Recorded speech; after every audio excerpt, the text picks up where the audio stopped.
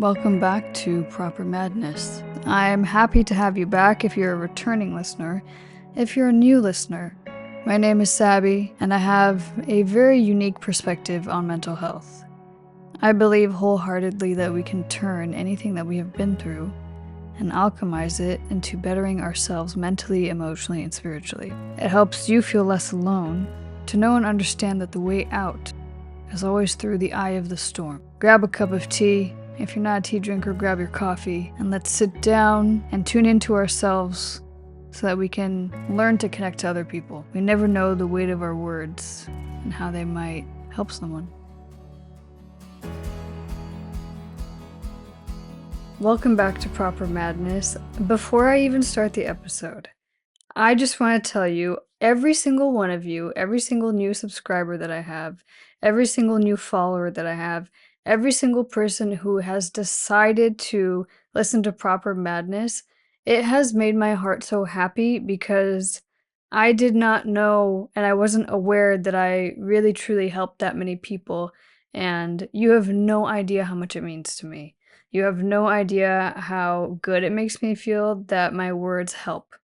I've had an idea about it, but sometimes it's kind of silly. Sometimes we have to see numbers or we have to see tangible proof before we believe something, which, to be honest, is not something that is very healthy because then we're always hooked on the validation of something outside of us, right?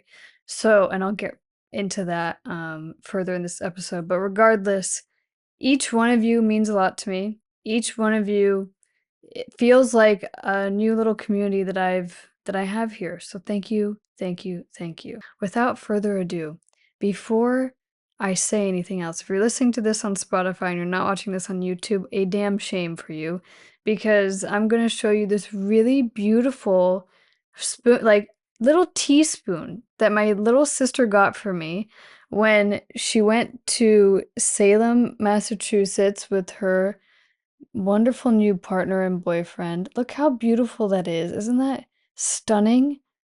I don't know where she got it from. I will tag the place below in the description, but like what a beautiful gift to receive from my little sister. I loved it. I'm a big believer that sometimes we overprescribe, we overcategorize certain traits that we as human beings go through. I get to understand it, maybe to compartmentalize it, but most of us are using it as an excuse. Imposter syndrome to me, and if I'm not getting the definition correct, you can tell me. Imposter syndrome for me is the idea that we do not believe who we are and what we're capable of. That, to me, sounds like a lack of self-belief, a lack of self-trust, and a lack of self-knowing and self-awareness. But guess what? It's not something that needs to be prescribed to someone. It's not something that needs to have a title to it to make it easier to understand. It's the human condition. There's going to be so many moments in your life where you're not going to believe in yourself, where you don't see yourself as you are, likely because of your childhood, likely because you haven't developed any form of self-trust within yourself, and it's a hard thing to do. It's a very difficult thing to do, to know who you are, know what you're about, know your worth, know how you're seen, know your capabilities, know your talents. That is hard. It's hard. I'm not saying it takes away from your emotions. I'm not saying it takes away from how you feel. No. But why do we need to put it in a box? Why does imposter syndrome have to be something that we label, that we feel? It's not a diagnosis mentally and emotionally. It's not something that I know of that's in the DSM of psychology. So then why are we using it as an excuse? You know how many times my friends have said that to me, like, "Oh, I'm really facing and having imposter syndrome," and quite literally, my brain doesn't understand what they're saying because I don't understand, why it's something that we need to label. For me, I don't call it imposter syndrome. I call it, I'm not believing in myself. I'm not seeing how wonderful and talented I am because I lack my self belief internally. So I'm looking for it externally. And I hate to be, rude about it or mean or direct, but to be honest, I think it's something that makes people a little too soft and a way for us to run to escapism. Because think about it. If you say, I have imposter syndrome, let me ask you truthfully, are you doing anything about it once you label yourself as that? Are you thinking, how can I rewrite and rewire my belief system so that I don't feel that way? Or do you just succumb to it because it's easier? 9 times out of 10, you succumb to it because it's easier. I get it. We want a fancy word to label how we're feeling. But why do we need a fancy word? Can't we just let the feelings and the experience exist fully without trying to fix it? And then maybe trying to ask ourselves why we feel that way. It's just a lack of self belief. That's it. Now, to dive deeper, you could say I faced imposter syndrome quite literally the majority of my life, from the ages of like 10 to, well, maybe like 2 years ago. I did not believe in myself. I did not know who I was. I had met like multiple different identity crises because I was always trying to be someone else, kind of creating my own imposter syndrome, if you want to call it. The lack of truth that you see within yourself is just the lack of self-belief and self-awareness that you want to have.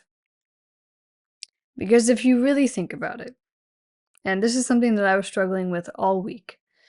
So very recently, I decided to start taking my business and myself and my platform more seriously, but not serious like making it, like making it something I hate, but making it something that is simply an extension of me. And so this whole week, I was really struggling with my identity and my business.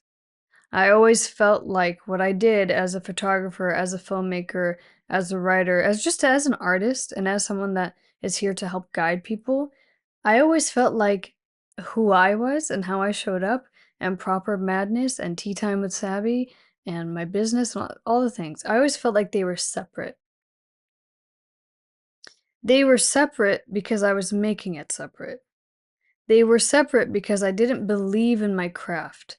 I kind of felt like I had to climb this mountain of being perfect in order to show up as the person that already has the knowledge of all these things, isn't perfect, but is still learning, is still trying, is still growing, and is still of service to other people.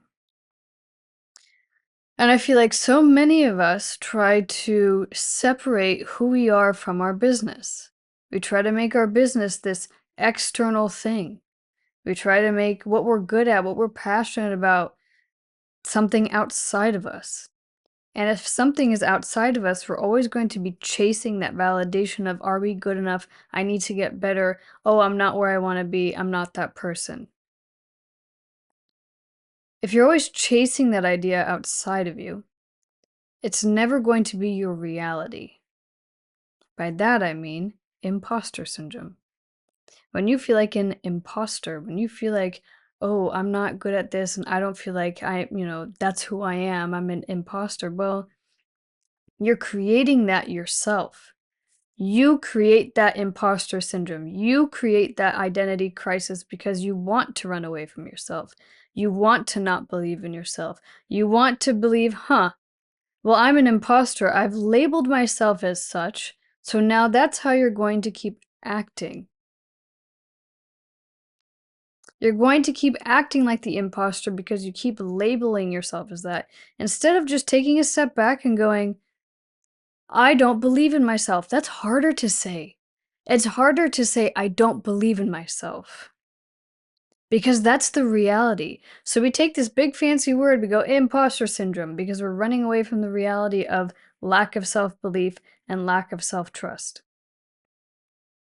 Because if you were to look at yourself in the mirror and go, I don't believe in you, you wouldn't want to say that to yourself, and you'd be sat there with the reality of, "Oh my god, I don't believe in myself." And then when you realize you don't believe in yourself, it actually takes you facing the root cause of why you have that lack of self-belief, and to change it and to fix it internally and to rewrite that narrative. It was like the belief system that was given to me from all the years of like emotional abuse and neglect and um, harassment and the very terrible relationships that I was in the past. It's almost like all those experiences wrote my self-belief because I quite literally had people telling me how useless I was, how terrible I was all the time. When that feedback is given to you all the time, it's not your fault. That's all you're hearing. That's what you're absorbing. So your DNA kind of starts to shapeshift into that idea. But it's not true. It isn't. It's not true. The way people treat you is simply an extension of how they believe and think of themselves. And I wish I knew that when I was younger. I wish I didn't take all the personal attacks so seriously. I wish I didn't take all the criticism like it was true, oh my gosh, because this person has given me feedback or criticism, that means I'm terrible and that I don't exist and that I shouldn't live. That's how dark things got in my head. Back to my point is anytime I overcame those thoughts, it's almost like my own internal belief system and my self-worth and my soul kinda just popped up and went, "No, we deserve to be alive. We deserve to be here. We're not gonna succumb to the darkness. We're not gonna succumb to whatever is being given to us, and we're going to rise, and we're going to move forward." I overcame addiction alone. I went to meetings, AA, all the things for a little bit, but in my opinion, it didn't work for me.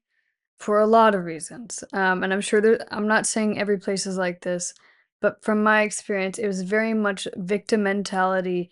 We're just staying where we are.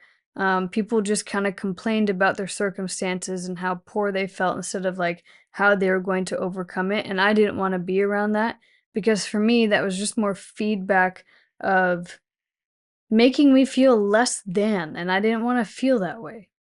I'm like, well, if I'm here to try to overcome it, why am I trying to make myself feel like crap? Yes, I need to take accountability and own everything I've done, the people I've hurt, all the things. Fine. But why do I need to stay there? Why do it? What is that going to do for me? Again, I'm not saying every place is like this. That was simply my experience. So when I overcame that on my own, it was a conscious choice to really take a good hard look at how I was believing and thinking about myself and how I really needed to show up. And if I think about how I've been able to show up in my most authentic self and expressive truth in the last year, it's because I actually tried to do the work on myself and I made the choice of wanting to overcome those thoughts. I made the choice of no longer trying to believe that I was less than or that I wasn't talented. I still have my moments, oh my gosh. And I feel like it's normal. Oh my gosh, I feel like it keeps us a little humble, Like, yes, believe in yourself. Yes, think that you're the best at what you do, but be humble enough to know that you can always learn and you can always get better. Success does not always have to be something that we measure with numbers, with money, and with visibility and followers and all the things. For a long time, and you could even say, like, at the beginning of my podcast, when I gave my little intro, my spiel, sure, categorize that as imposter syndrome. Because deep down, it is already successful because it helps a lot of people and a lot of people listen. So why do I need to measure my success by numbers? You know what I mean? That's when we try to strive for perfect, when we try to strive for comparison, we fall into that imposter mindset or lack of self-belief because we're comparing ourselves to strangers. We're comparing ourselves to people who have a different artistic style than us, or a different work style than us, or just are doing things in a different way. If you keep falling into that comparison trap or trying to be perfect or trying to see how many likes or views or follows you get on something in order to validate how good you are at something, that's going to be the hardest mountain to climb for you mentally and emotionally. You have to strive to be your biggest fan, your biggest believer, but hold yourself with equal accountability. Accountability doesn't mean beating yourself up. It doesn't mean talking down to yourself. It means talking to yourself like how you would talk to your best friend. Or if you're a parent, how would you talk to your child? When you hold your child accountable, when you hold your best friend accountable, when you hold your partner accountable, how would you communicate to them? How would you tell them what something did and how it made you feel and how it affected you and how it needs to change, as opposed to, oh my god, it's not perfect. Oh my gosh, it didn't land. Oh, I'm so dumb. I'm so stupid. I'm not good enough. No, you're taking the words, the thoughts, and the belief system of someone else in your life, and you're letting that be your internal compass and your inner voice. If you listened to my episode last week of discernment and intuition, this is going to kind of go based off of that. So if you haven't listened to it, go jump over there. With your self-belief, there is going to need you having more self-trust in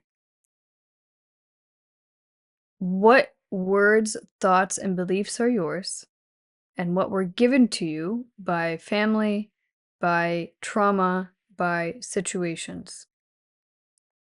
A lot of the times, from what I've learned, they're kind of melded into one. And so your internal belief system and how you see yourself and how you perceive yourself and how you show up is based off of all these other factors. When I was young,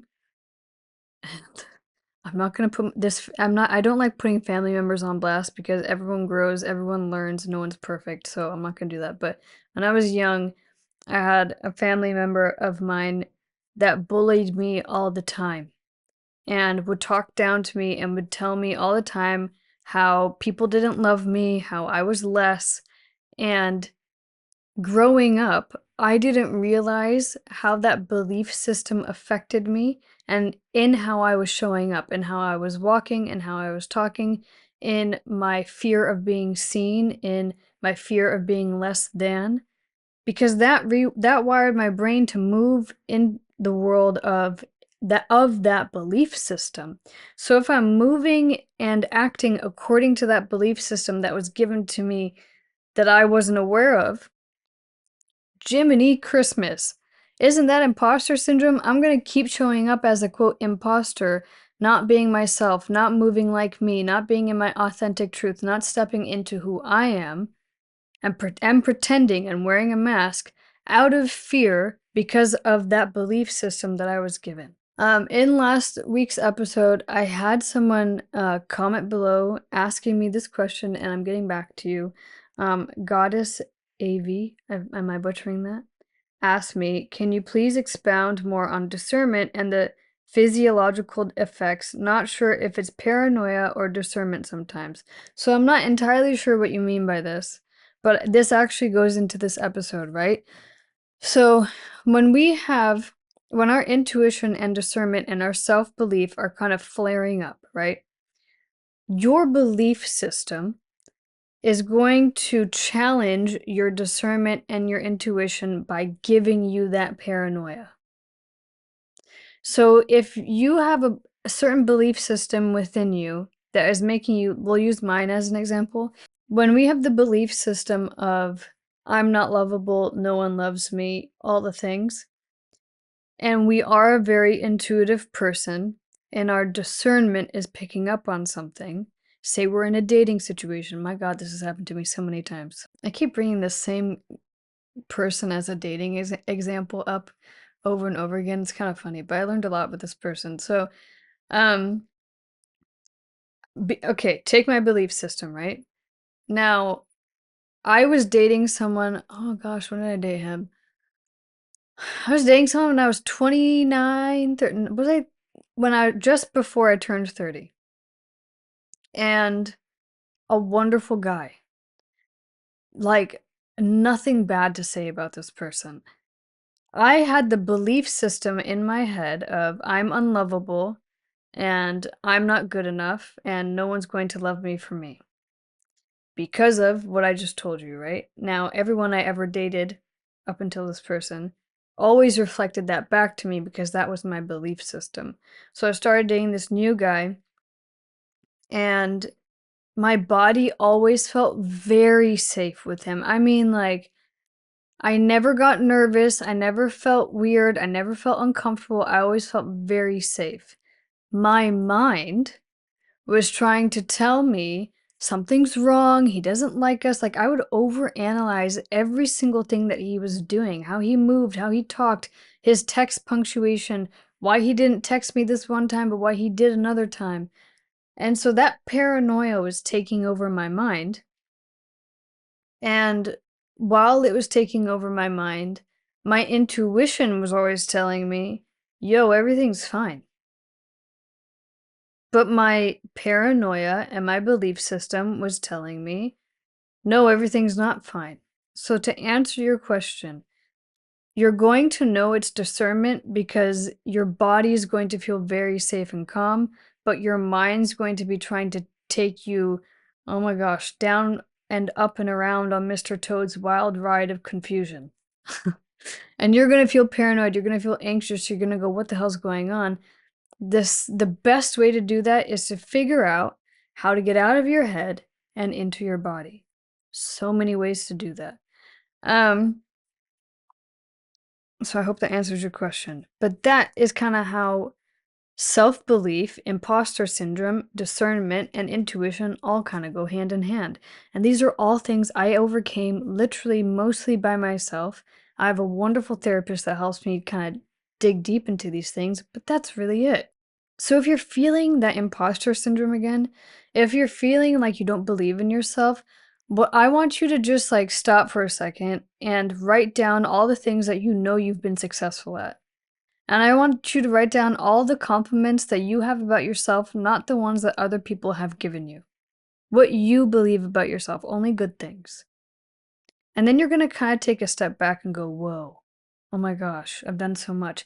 This happened to me recently when I was filling out a form for like this new program I'm starting. And I was asked like, what qualifies you to do what you do, like what I do and the company I started. And I had to go back in my brain to the eons of time of all the things I've ever done. I looked at everything that I had accomplished and I sat there and I went, oh my God, I am a successful person. Whoa. I did all of this even though I struggled with depression and PTSD and addiction. Holy crap. And now I don't need anyone else outside of me to tell me if I'm successful or not. I don't need anyone or anything else outside of me to tell me that I'm good or not good at something. Because I have that belief system within me, and then imposter syndrome, please let's just stop using that word, does not exist anymore. Because I'm not being an imposter anymore. I'm just fully embodying my truth. So, with that, that is today's episode. I hope it helped in some way. If you felt like this was an ADHD tangent, it might have been. But I'm new to this. It feels I'm not new to this. I'm new to people like knowing that people are watching me and seeing me now and trying to not fall into performance mode and just show up every time I'm here of how I can serve you and how I can help you. So, if I was able to help you, then I would love to know. Even if I wasn't, do it. Tell me. You can be nice. You can roast me, but like nicely. Anyways, I love you. Have a wonderful day. Please believe in yourself. And please stop letting everything and anything outside of you dictate who you know you are. Okay? Okay, goodbye, cuties. See you on the next one. I encourage you to follow, like, subscribe, and rate this so that it pushes it out to whoever else might need it. Thank you so much for listening. I hope you enjoyed this episode. And if you ever want to chat more about anything that this podcast is about, you know where to find me. I'm on Instagram, Twitter, and good old TikTok. And be sure to stay tuned for my Tea Time with Sabi episodes.